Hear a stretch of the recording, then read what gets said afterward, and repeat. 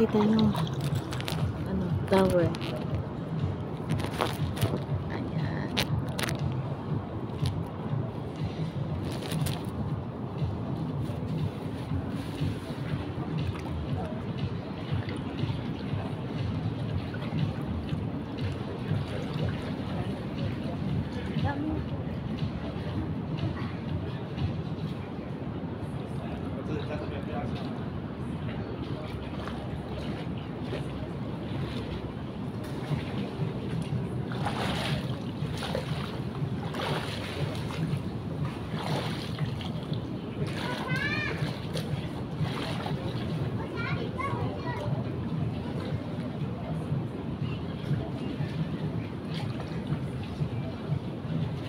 Hi!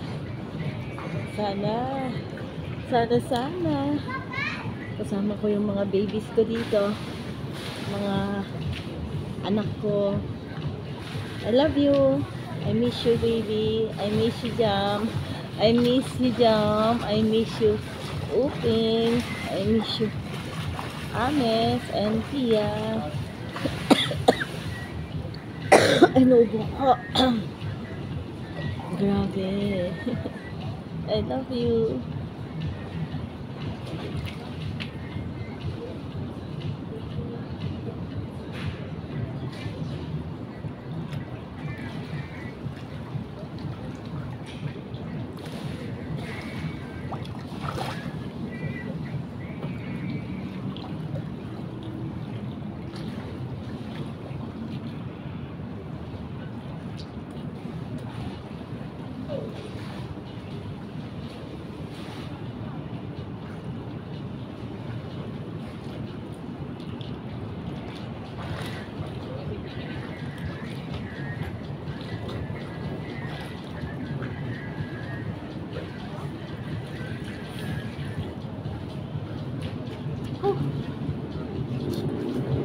Kanina lamig na lamig ako.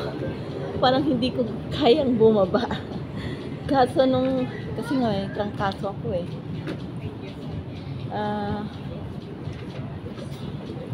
Tapos nakababa din naman ako, awan ng Diyos. Hindi sobra parang yellow yung tubig kanina. Kaya parang nagdadalawang isip ako na bumaba dito sa pool. Merong pool sa 8th floor pero hindi mo siya makikita yung view na ganyan. View ng Twin Tower, ayan. And yung view yan ng center ng Malaysia, yung KLCC. Yan. Kaya dito pinili ko magbabayad ka ng 12 ringgit. 12 ringgit. Yan, ganito nakikita. Naririnig mo yung boses ko. Sobrang husky kasi nga pagdating ko sa airport, kasi delayed yung flight namin. One day ako nakatenga sa airport, yun. Tapos ngayon ito, pagdating ko sa airport, may magandang nangyari. Something happened in the airport and uminom ako ng, while waiting, I drink very cold, lots of ice, coffee din. They serve me what's that? Lychee, watermelon, cold drinks. Then expect what happened. Now my voice is like this. Pagkatapos, after that, dumating ako sa hotel 3 AM. Masama na pakiramdam ko. Nag-chill na ako.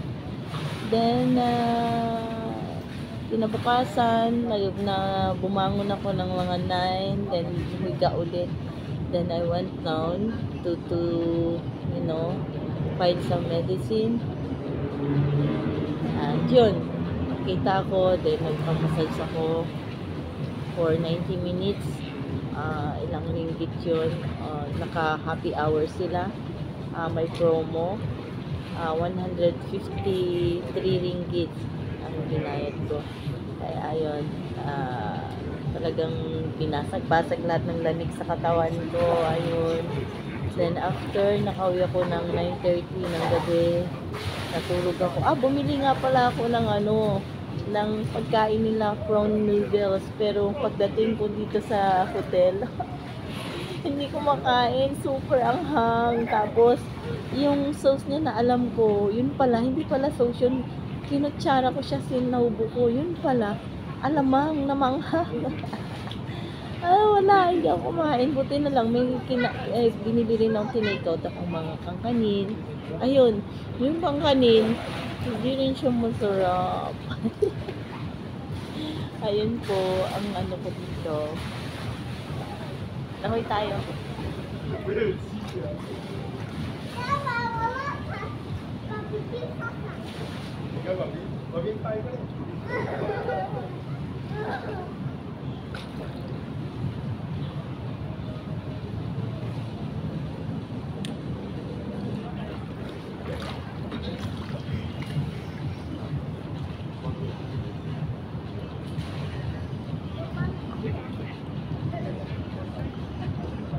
Na-relax din ako. Nasana yung katawan ko. Sana mawala yung lamig ko. Wag sanang lumala. Diyos ko. Thanks for watching, mga kamanang. Laging tatandaan kahit anong mga pinagdadaanan natin sa buhay. Maganda man yan, okay. Magpasalamat sa Panginoon. At kung kagaya kung may pinagdadaanan sa kahit na anong bagay, financially, spiritually, mentally, emotionally, yan, and physically, kapit sa Diyos palagi at hindi niya tayo pababayaan. Lagi siyang may magandang plano. Malugi man tayo sa negosyo, magkautang-utang man tayo, malubog man tayo sa utang, importante, nasa puso pa rin natin yung mga taong yon na tumulong sa atin at babalikan natin sila pagdating ng soon sa panahon na meron na tayong alam mo na makakaraos din tayo sa mga kagaya kong down na down dyan. Chill up lang mga marikoy, parikoy. Hindi isang araw ang Diyos. Sinusubok lang tayo sa hindi pa inaasahang pagkakataon. Binibigyan niya rin tayo ng binibigyan niya tayo ng mas maraming blessing. Hindi sinusubok niya tayo dahil gusto niya tayong patatagin palalo at alam mo na, maraming blessings ang ibibigay niya. Hindi natin namamalayan, nandiyan na pala sa harapan natin.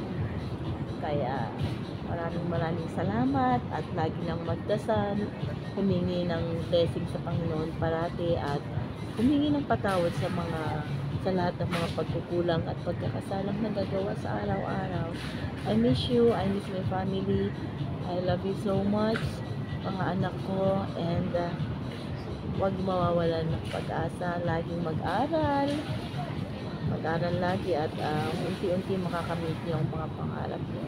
Kapit lang tayo at ibibigay ng Diyos lahat ng mga solusyon sa bawat problema ang hinaharap ng bawat isa sa atin. I love you guys.